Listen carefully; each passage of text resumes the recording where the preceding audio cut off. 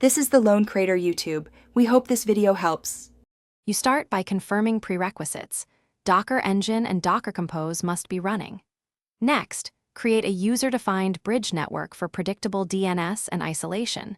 This is the usual choice because it gives name-based discovery. Once done, pull or build the 2 container images and note each container's exposed ports and any required environment variables.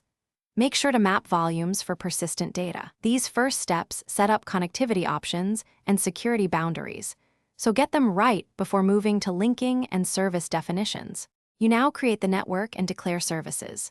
Run Docker Network create mynet driver bridge to make a reusable network, then write a Docker Compose. YAML that places both services on mynet, assign container name values and expose internal ports, while publishing ports only when external access is required. Once done, use depends on for startup order and set health check to avoid race conditions. Make sure DNS names equal service names. Docker's embedded DNS resolves service names automatically when containers share a user-defined bridge. You finish by launching and testing connectivity. Run Docker Compose upd and verify both services are healthy with Docker Compose PS and Docker Inspect for IPs.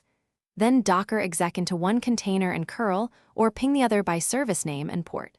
This proves DNS-based connectivity. If something goes wrong, check Docker Network Inspect mynet to confirm attachments, review container logs for binding errors, and validate firewall rules on the host. One key tip: misconfigured ports or missing network assignment are the most common causes. Fix those first.